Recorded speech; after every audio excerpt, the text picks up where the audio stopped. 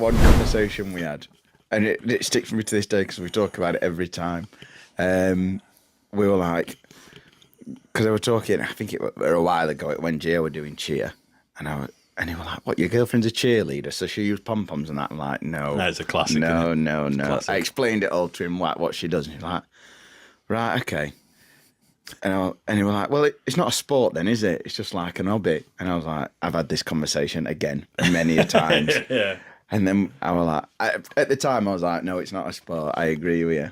And he was like, "Actually, what defines a sport?" And then we Googled it, and it were any activity that has some sort of physical exertion. And we're like, "Oh yeah, it is then." And then we came up with the idea of the butter spreading league.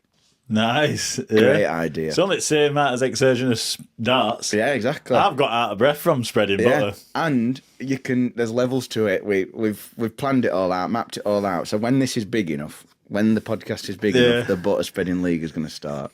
You can have Champions League, and it's like start off like League Two's like soft spreadable layer pack, Yeah. slightly melted, And it's about your form more than And then you get to Champions butter. League. You get fridge, maybe freezer butter, frozen butter. You've got like a chopping knife, not a spreading knife. -5 points for a hole in the bread. Yeah.